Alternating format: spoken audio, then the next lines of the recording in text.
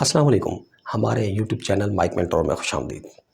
Microsoft office management के इस course में मैं हूं आपका ट्यूटर मोहम्मद इमरान। अगर ऑफिस की बात की जाए तो छोटे से छोटा ऑफिस हो या बहुत बड़ा ऑफिस हो, आपको हर जगह पर माइक्रोसॉफ्ट ऑफिस किसी न किसी फॉर्म में इस्तेमाल होता हुआ ज़रूर दिखाई देगा। अगर यूँ कहा जाए कि माइक्रोसॉफ्ट ऑफिस के बगैर कोई भी ऑफिस मुकम्मल नहीं है, तो ये बिल्कुल दुरुस्त होगा। इसी वजह से आपको माइक्रोसॉफ्ट ऑफिस की स्किल्स आना ज़रूरी है। आप स्टूडेंट हैं या जॉब सर्च कर रहे हैं, तो आपके लिए ये ज़रूरी है कि आप माइक्रोसॉफ्ट ऑफिस को ज़रूर सीखें। ये स्किल आपको फ्यूचर में आगे बेहतर अंदाज में बढ़ने में बहुत मददगार साबित होंगी। हमारी इस ऑनलाइन एकेडमी के थ्रू आप लोगों को माइक्रोसॉफ्ट ऑफिस मैनेजमेंट के वर्ड, एक्सेल और पावर पॉइंट के हवाले से कंप्लीट वीडियो ट्यूटोरियल जो है वो सीरीज़ फ्री फराम की जा रही है। उम्मीद करते हैं कि आप इससे बेहतर फ़ायदा उठाएंगे। हमने अपने इस कोर्स को बेसिक से एडवांस लेवल तक डेवलप किया है। वो लोग जो स्टूडेंट हैं जो इस बारे में नहीं जानते या ऑफिस से फेमिलियर नहीं हैं, वो लोग जो जॉब सीकर्स हैं या फिर ऑलरेडी जो जॉब कर रहे हैं और चाहते हैं कि वो अपने स्किल को इन्हेंस कर सकें, मज़ीद उनको अपग्रेड कर सकें, तो ये कोर्स उन लोगों के लिए बनाया गया है। इस कोर्स में हम बेसिक से एडवांस लेवल तक सीखेंगे। वो चीज़ें जो आप पहले जानते हैं और वो चीज़ें जो शायद आप पहले नहीं जानते, हम वो आपको सब सिखाने वाले हैं। मैंने आपको पहले बताया है कि ये कोर्स जो है बेसिकली ऑफिस 2021 के हवाले से डेवलप किया गया है। तो 2021 तक जो अपग्रेडेशन और जो नए टूल्स और जो एडवांसमेंट ऑफिस के अंदर ऐड हुई हैं, जो नए फीचर्स ऐड हुए हैं, वो सारे इस ऑफिस के कोर्स के अंदर आपको सिखाए जाएंगे। तो आप लोगों के लिए ज़रूरी है कि आप इस ऑफिस कोर्स को मुकम्मल सुनें, इसकी प्रैक्टिस करें और अपने स्किल्स को इन्हेंस करने की पूरी कोशिश करें। हमारी पूरी ये कोशिश होगी कि हम आपको पूरा कंटेंट दें। आपका जो लेवल है अंडरस्टैंडिंग का, उसको समझते हुए बेसिक्स टू एडवांस इसको डेवलप किया गया है। लेकिन परेशान होने की ज़रूरत नहीं है। कोई भी बंदा जो इस ऑफिस को पहले से जानता है या जो नहीं जानता, ये दोनों के लिए, क्योंकि हम ग्रास रूट लेवल से ही शुरू करेंगे और इंशाल्लाह एडवांस लेवल तक जाएंगे। तो चलिए हम बगैर टाइम ज़ाया किए अपने लैपटॉप की स्क्रीन पर चलते हैं और आज का लेक्चर स्टार्ट करते हैं। जी, तो हम लोग अपने लैपटॉप की स्क्रीन पर आ चुके हुए हैं। माइक्रोसॉफ्ट ऑफिस को रन करने के लिए हमारे पास दो तरीक़ेकार हैं। पहले हम सर्च पर क्लिक करेंगे और यहाँ पर लफ्ज़ लिखेंगे वर्ड, और हमारे पास वर्ड की एप्लीकेशन सामने आ जाएगी। इस पर क्लिक करने से हमारा वर्ड जो है वो लॉन्च हो जाएगा। हमारे पास जो दूसरा तरीक़ेकार है, हम विंडोज़ के आइकॉन पर क्लिक करेंगे, ऑल ऐप्स पर क्लिक करेंगे और यहाँ पर वर्ड जो है वो अल्फ़ाबेटिकली, क्योंकि यहाँ पे सारे अरेंज हैं, इसलिए वर्ड का जो लफ्ज़ है वो नीचे हमारे पास एंड में होगा। हम वर्ड पर क्लिक करेंगे और हमारा ऑफिस लॉन्च हो जाएगा। ये होम स्क्रीन है वर्ड के लॉन्च होने के बाद। इसके ऊपर हमें तीन जो है वो ऑप्शन नज़र आ रहे हैं होम का। बेसिकली हम होम पर ही हैं, न्यू का और ओपन का। न्यू हम न्यू डॉक्यूमेंट बनाने के लिए इस्तेमाल करते हैं और ओपन का जो ऑप्शन है वो हम लोग पहले से जो हमारे पास हमारे सिस्टम में सेव होता है डॉक्यूमेंट, उसको ओपन करने के लिए इस्तेमाल करते हैं। ये जो नीचे स्क्रीन आपको दिखाई दे रही है, ये बेसिकली हिस्ट्री है। आप जब फर्स्ट टाइम ऑफिस को लॉन्च करेंगे तो आपके पास शायद यहाँ पर कुछ ना हो, लेकिन फॉर द टाइम बिंग जैसे जैसे आप इस्तेमाल करते जाएंगे तो यहाँ पर आपके पास हिस्ट्री क्रिएट होती जाएगी। अब हम न्यू के बटन पर क्लिक करते हैं तो हमारे पास अगली स्क्रीन जो आएगी वो ये होगी। यहाँ पर हमारे पास एक ब्लैंक डॉक्यूमेंट है और उसके अलावा माइक्रोसॉफ्ट ऑफिस की तरफ से प्री मेड टेम्पलेट्स में हमारे पास मौजूद हैं, जो डिफरेंट ग्रुप ऑफ बिज़नेस की तरफ से या डिफरेंट कैटेगरी के हवाले से अरेंज की गई हैं। हम इनको आने वाले लेक्चर्स में तसल्ली से और इन डिटेल देखेंगे कि हम इन टेम्पलेट्स को कैसे इस्तेमाल कर सकते हैं। अगर हमने अपनी कोई टेम्पलेट बनानी है तो वो कैसे बना सकते हैं। फ़िलहाल हम न्यू डॉक्यूमेंट क्रिएट करेंगे। जी, हमारी न्यू डॉक्यूमेंट क्रिएट हो चुका हुआ है। अब हम थोड़ा सा ना ऑफिस का ओवरव्यू समझ लेते हैं, इसके इंटरफेस को समझने की कोशिश करते हैं। हमारे पास पहला ऑप्शन फ़ाइल का है। फ़ाइल पर क्लिक करेंगे तो हमारे पास साइड बार में ये खुल जाती हैं, जहाँ पर होम, न्यू और ओपन का जो हमारे पास ऑलरेडी पहले से चीज़ें मौजूद हैं। इसके नीचे जो नई चीज़ें हैं वो इन्फो है, save as, print, share, export and close, ये ऑप्शंस आ रहे हैं। हम अपनी जो डॉक्यूमेंट है उसको पहले सेव करेंगे। हम जैसे ही सेव पर क्लिक करते हैं तो हमसे वो पूछता है कि हमने किस लोकेशन पर इसको सेव करना है। हम डेस्कटॉप पर सेव करेंगे और हम अपने इस डॉक्यूमेंट का नाम जो है वो वर्ड 2 के नाम से रख देंगे। ये डॉक्यूमेंट हमारे पास सेव हो गया। अब ये देख सकते हैं कि ये हमारे इसके जो टाइटल बार है वहाँ पर आप देख सकते हैं वर्ड 2 लिखा हुआ आ रहा है। हम अपने इस डॉक्यूमेंट को जाते हैं और क्लोज़ करते हैं। क्लोज़ कर दिया। अब हम यहाँ पर जाएंगे फाइल पर और हमारे पास ये वर्ड 2 हिस्ट्री में आ रहा है। हम इस पर क्लिक करेंगे तो हमारा डॉक्यूमेंट दोबारा ओपन हो जाएगा। ये था तरीक़ेकार के जी हम अपनी वर्ड में डॉक्यूमेंट कैसे बनाएंगे, नहीं उसको किस तरह से महफूज करेंगे और दोबारा रीओपन करेंगे ताकि उसको इस्तेमाल कर सकें। आगे चलते हैं। हमारे पास जो ऑफिस का इंटरफेस है वो टैबुलेटर फॉर्म में जो है डिज़ाइन किया गया है। इसके अंदर डिफरेंट टैब्स हैं। इंसर्ट टैब है, होम का टैब पहले है, फिर इंसर्ट है, ड्रॉ है, design, layout, reference, mailing, review, view and help. हम जिस भी टैब पर क्लिक करेंगे हमें उसके अंदर डिफरेंट ग्रुप ऑफ कमांड्स मिलेंगे। मसलन हम होम पर हैं तो हमारे पास ये एक ग्रुप है, हमारे पास ये दूसरा ग्रुप है और ये हमारे पास तीसरा ग्रुप है। इसी तरह अगर हम इंसर्ट पर क्लिक करें तो आगे हमें और इसके जो है ग्रुप ऑफ कमांड्स इसके अंदर फर्दर मिलेंगे। आप देख सकते हैं कि ये ग्रुप ऑफ कमांड्स डिफरेंट हैं। इनके दरमियान इन बिटवीन एक लाइन आ रही है जो इनको सेपरेट कर रही है इन ग्रुप ऑफ कमांड्स को। ड्रॉ में देख लें तो ये हमारे पास हैंडी टूल्स हैं जिनके ज़रिए हम कैनवस या कोई ड्राइंग खुद से बना सकते हैं जो हमें रिक्वायर्ड होगी। डिज़ाइन पर चले जाएँ तो हमारे पास ऑलरेडी मेंटेन डिज़ाइन है माइक्रोसॉफ्ट ऑफिस की तरफ से। हम इनको भी इस्तेमाल कर सकते हैं और अपने डिज़ाइन भी बना सकते हैं। अगले लेक्चर्स में, आने वाले लेक्चर्स में एडवांस लेवल पर हम इंशाल्लाह अपने डिज़ाइन बनाने और उसको सेव करने और दोबारा यूज़ करने इसके बारे में सब कुछ समझेंगे। लेआउट पर आएँ तो हम इसके पेज लेआउट को सेट कर सकते हैं। जो हमें पेज नज़र आ रहा है इसका लेआउट कैसे सेट करना है और हमें कौन सा पेज क्या चाहिए इसके हवाले से भी हम डिटेल में आने वाले लेक्चर में बात करेंगे। आगे रेफरेंसेस हैं, मार्जिनस हैं, रिव्यू है और व्यू है और इनके अंदर भी डिफरेंट ग्रुप ऑफ कमांड्स हैं। तो चलिए हम लोग पहले होम टैब पर चलते हैं और टेक्स्ट की जो है फॉर्मेशन करके देखते हैं कि हम टेक्स्ट की फॉर्मेशन में क्या क्या कुछ कर सकते हैं। हम यहाँ पर कुछ टेक्स्ट लिख लेते हैं।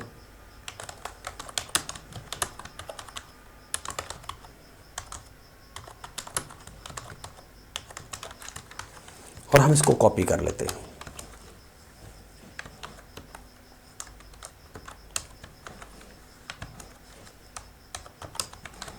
ये तो हमारे पास टेक्स्ट तकरीबन कॉपी हो चुका है। हम इसकी डुप्लीकेट ही करते चले जा रहे हैं। हम इसको हम समझने की कोशिश कर रहे हैं तो हम इसको समझते हैं। इंशाल्लाह बाद में हम इस पर प्रैक्टिकल में डिफरेंट चीज़ें भी अप्लाई करेंगे।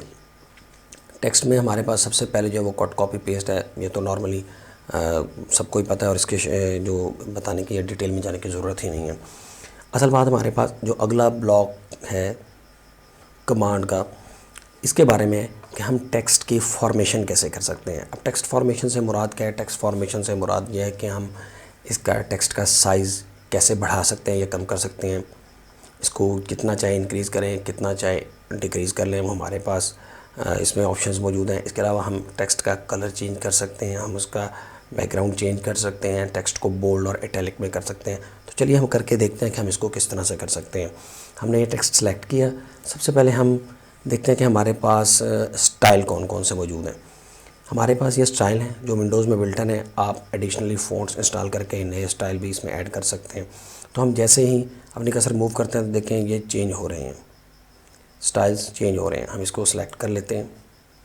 ये हमारा फ़ॉन्ट जो है वो चेंज हो चुका हुआ है। नीचे वाले टेक्स्ट का फ़ॉन्ट पहले वाला ही है। ये इसलिए है कि हमने जितने टेक्स्ट को सिलेक्ट किया था उसी का फ़ॉन्ट चेंज किया है, तो ये उसी का ही हुआ है, सबका नहीं हुआ। अगर हम सबको कलेक्ट करते हैं और सेलेक्ट करने के बाद हम यहाँ से आकर चेंज करते हैं तो सारे का फ़ॉन्ट ही चेंज हो जाएगा। ये हमारी रिक्वायरमेंट होगी ऑफिस में वर्क करते हुए। जो आप लोग को रिक्वायर्ड होगा कि आपने कहाँ पर कौन सा फॉर्मेट लगाना है, कहाँ पर आपने नहीं लगाना, वो उसी हिसाब से अप्लाई करेंगे। ज़रूरी नहीं है कि आप पूरे डॉक्यूमेंट पर वो अप्लाई कर दें। इसके बाद जो हमारे पास अगला ऑप्शन है वर्ड के हवाले से, वो हमारे पास इसके साइज़ का है। अब हम साइज़ पर क्लिक करें या देखें तो देखें ये साइज़ इंक्रीज़ हो रहा है। हम जिस तरह से इसको बढ़ाते जा रहे हैं इसकी कैपेसिटी को, ये इंक्रीज़ होता चला जा रहा है। इस साइज़ को बढ़ाने या कम करने के लिए हमारे पास एक और भी जो है वो तरीक़ेकार है। वो ये है कि हमारे पास एक ए जो है वो बड़ा है और एक ए जो है वो स्मॉल फॉर्म में है। कैपिटल है बट स्मॉल फॉर्म में है। तो हम जब बिगेस्ट वाले को दबाएंगे तो इससे साइज़ इंक्रीज़ होगा और हम स्मॉलर वाले को दबाएंगे तो साइज़ स्मॉल होता चला जाएगा। दूसरा ऑप्शन जो हमारे पास वो इसका चेंज केस का है कि हम अपने डॉक्यूमेंट में जो टेक्स्ट लिखा हुआ है उसके केस को चेंज कर सकते हैं। मसलन हमारे पास यहाँ लिखा हुआ है कि हम इसको सेंटेंस केस में भी कर सकते हैं, सारे का सारा लोअर केस में हो जाए, सारा अपर केस में हो जाए। तो हम करके देखते हैं। हम इसको सेंटेंस केस में बनाते हैं तो यह सारा सेंटेंस केस में आ गया है। अब हम इस पर क्लिक करते हैं और हम चाहते हैं कि ये लोअर में चला जाए, तो ऑलरेडी लोअर में था, ये लोअर में चला गया। अब देखें ये वेलकम का W और माइक का M भी बड़े हैं, तो हम इस पर जब लोअर केस पर क्लिक करेंगे तो ये सारे का सारा लोअर केस में हो जाएगा। और अगर हम लोग इसी को अपर केस में करना चाहते हैं, ये पूरी की पूरी लाइन अपर केस में हो जाएगी। हम साइज़ डिक्रीज़ कर देते हैं तो ये पूरी लाइन अपर केस में हो गई है। इसी के साथ जब हम दोबारा इस पर आते हैं और हमारे पास एक कैपिटल ईच वर्ड है कि हर जो वर्ड होगा उसका पहला लेटर कैपिटल हो जाएगा और बाकी वैसे ही रहेगा। हम इस पर क्लिक करते हैं और देखें वेलकम टू माय मेंटोर, और ये हर वर्ड का जो पहला लेटर है वो कैपिटल हो रहा है। इसके साथ हमारे पास टॉगल केस है। टॉगल केस में ये होता है कि जो पहला वर्ड होता है वो स्मॉल हो जाता है और बाकी कैपिटल में चले जाते हैं। देखें ये पहला वर्ड स्मॉल हो गया, पहला वर्ड इसका भी स्मॉल हो गया सबका, और बाकी अपर केस में चले गए हैं। तो हम चले जाते हैं और हम इसको दोबारा से जो है वो सेंटेंस केस में ले आते हैं। अच्छा जी, इसके बाद हमारे पास जो अगला ऑप्शन है वो है टेक्स्ट को बोल्ड करने का। ये हमारे पास नॉर्मल टेक्स्ट है, ये हमारे पास नॉर्मल टेक्स्ट है। हम चाहते हैं कि ये थोड़ा सा बोल्ड हो, ज़्यादा प्रोमिनेंट हो जाए, तो हम बी पर क्लिक करेंगे तो ये बोल्ड हो जाएगा। इसको थोड़ा सा बड़ा करते हैं, ये देखें। अब इसमें डिफरेंस देखें, हमारे पास ये जो टेक्स्ट है इसका जो साइज़ है वो 16 है, ये देख रहे हैं आप 16, और ये जो नीचे वाला है इसका भी 16 है, लेकिन दोनों में डिफरेंस है। ये नॉर्मल है और ये बोल्ड केस में है। हम जैसे ही नॉर्मल पर क्लिक करेंगे तो हमारे पास ये बिल्कुल सिंपल सा नज़र आएगा, इसमें कुछ भी वो नहीं होगा। जैसे ही हम इस पर क्लिक करेंगे तो हमें नज़र आएगा कि ये बोल्ड की कमांड इस पर अप्लाई की हुई है। अब हम इसको इटैलिक करना चाहते हैं तो ये थोड़ा सा टेढ़ा हो जाएगा। हम जैसे इटैलिक करेंगे तो ये देखें ये थोड़ा सा टेढ़ा हो गया है। इसके साथ जो हमारे पास अगला ऑप्शन है वो है अंडरलाइन का। हम किसी भी लाइन को अंडरलाइन करना चाहते हैं तो हम इस पर अंडरलाइन की कमांड अप्लाई करेंगे तो ये बेसिकली अंडरलाइन हो जाएगा। इसके नीचे टेक्स्ट के नीचे एक लाइन आ जाएगी। उसके आगे जो हमारे पास ऑप्शन है वो बेसिकली क्रॉस का होता है कि हमने जो वर्ड लिखना होता है उसके बाद उसको क्रॉस कर देते हैं। ये हमें डिफरेंट डॉक्यूमेंट्स के अंदर डिफरेंट जगहों पर जो है वो इसकी ज़रूरत पड़ती है, तो हम इसको भी कर सकते हैं। हम इसका साइज़ इंक्रीज़ करते हैं थोड़ा सा और क्लिक करते हैं तो ये देखें ये वर्ड जो है वो जितने भी पूरे सेंटेंस है ये सारे का सारा दरमियान में से क्रॉस हो गया हुआ है। तो हमें डिफरेंट जगहों पर इन चीज़ों की ज़रूरत पड़ती है कि कुछ वर्ड लिखने के बाद हम इसको क्रॉस करते हैं। हालांकि अगर हम ना भी लिखना चाहें तो कोई फ़र्क नहीं पड़ता, लेकिन कहीं ये ज़रूरी हो जाता है कि हम इस फॉर्मेट को इस्तेमाल करें, रिक्वायरमेंट होती है उस फॉर्मेट की। अगला जो ऑप्शन है वो हमारे पास है बेसिकली हाईलाइटर का। हम टेक्स्ट को हाईलाइट कर सकते हैं। जब हम एक डॉक्यूमेंट बनाते हैं तो उसके अंदर कोई एक ख़ास वर्ड या एक सेंटेंस को हमने हाईलाइट करना होता है ताकि जो रीडर है उसको पता लगे कि ये कोई इंपॉर्टेंट चीज़ लिखी हुई है या किसी इंपॉर्टेंट फैक्ट या फिगर की तरफ इशारा किया जा रहा है। तो उसके लिए हम हाईलाइटर का इस्तेमाल करते हैं ताकि वो रीडर को ये मेंशन कर दे कि ये बहुत इंपॉर्टेंट चीज़ है। तो हम इस पर अप्लाई करके देखते हैं कि हम इसमें हाइलाइटर कैसे इस्तेमाल कर सकते हैं। हम टेक्स्ट को सिलेक्ट करेंगे, उस पर हाइलाइटर के बटन पर क्लिक करेंगे और ये हाईलाइट हो जाएगा। हम देख सकते हैं कि बाकी डॉक्यूमेंट वैसे ही है, लेकिन हाइलाइटर के थ्रू हमने थोड़े से टेक्स्ट को हाईलाइट किया है जो कि प्रोमिनेंट है और बता रहा है कि इसकी कुछ इंपॉर्टेंस है।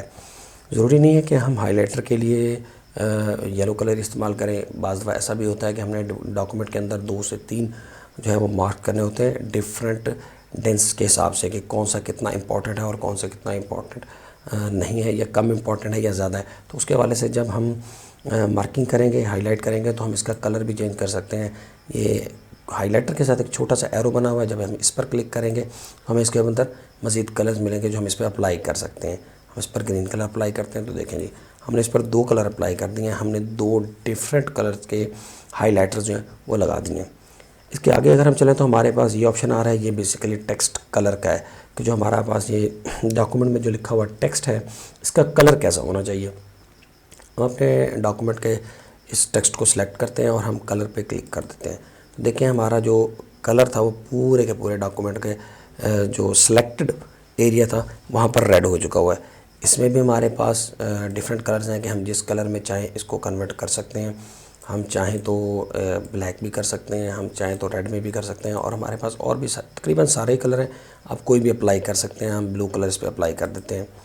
अच्छा, यहाँ पर ये चीज़ देखने वाली है कि अब आप सोच रहे होंगे कि जी हमने जब कलर चेंज कर लिया तो हमें हाईलाइट करने की क्या ज़रूरत है। देखिए, कलर चेंज करने से हम उसकी और इम्पोर्टेंस लेते हैं। मसलन हमने किसी चीज़ की हेडिंग देनी है तो हम उसकी हेडिंग को डिफरेंट कलर दे सकते हैं ताकि रीडर को पता चले कि ये उसकी हेडिंग है।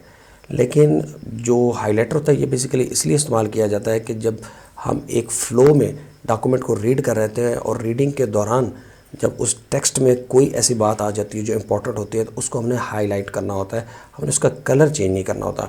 प्रोफेशनल लाइफ के अंदर जब आप ऑफिस में काम कर रहे होंगे तो आपने ये मिस्टेक बिल्कुल भी नहीं करनी।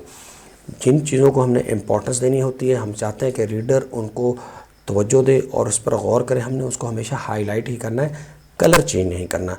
कलर चेंजिंग का एक और कंसेप्ट है, कलर चेंजिंग का एक और मकसद है, और हाईलाइटिंग करना का एक और मकसद है। सो कभी भी इसको आपस में गड़बड़ नहीं करना कि अगर हम हाईलाइटर की जगह कलर यूज़ कर लें तो उसका क्या फ़र्क पड़ेगा। डेफिनेटली आपके लिए तो कोई फ़र्क नहीं पड़ेगा, लेकिन प्रोफेशनल लाइफ में इसका बड़ा बैड इम्पैक्ट जाता है। तो रीडर जो है वो रीड करने वालों को यही समझेगा कि जिसने ये डॉक्यूमेंट भेजी है वो कोई अनाड़ी था, वो प्रोफेशनल आदमी था, उसको पता ही नहीं था कि यहाँ पर हाईलाइटर लगाना है या नहीं लगाना है। तो जहाँ पर आप देखें कि कोई चीज़ इंपॉर्टेंट है टेक्स्ट के दौरान, आप उसको हाईलाइट करेंगे। अब मैं फिर बता रहा हूँ कि टेक्स्ट रीड करते हो, अब हमारे पास एक लाइन है, हम ये पूरी पढ़ रहे हैं, तो इसके दौरान दरमियान में जो ये टेक्स्ट है हमारे लिए इंपॉर्टेंट था, हम एक एग्जांपल ले रहे हैं तो हमने इस टेक्स्ट को जो है वो हाईलाइट किया है। जब हम हेडिंग बनाएंगे तो हम पूरी की पूरी लाइन या पूरे पैराग्राफ का जो है वो स्टाइल और कलर चेंज करके बताएंगे कि यहाँ से कुछ नया शुरू होने वाला है। ठीक है, अब आसान लफ्ज़ों में समझ लें तो फिर यही हम कह सकते हैं कि जब हमारे डॉक्यूमेंट में कोई बात हो रही होती है, किसी चीज़ को डिस्कस किया जा रहा हो, तो जहाँ पर टॉपिक चेंज होता है या थोड़ा सा उसका मोड चेंज होता है, वहाँ हमारे पास गुंजाइश होती है कि हम उसका कलर या उसका स्टाइल चेंज कर दें। जब हमारी कम्युनिकेशन चल रही होती है, एक जो रीडिंग है वो फ्लो में चल रही होती है, तो वहाँ पर हम कलर चेंज नहीं करते। ये बेसिकली नॉन प्रोफेशनल वे है। प्रोफेशनल वे में हम जब रीडिंग चल रही होगी, थ्रू आउट चल रही होगी, तो हम उसमें हाइलाइटर इस्तेमाल करेंगे। उसके बाद जो हमारे पास अगला टूल है वो है इरेज़र का।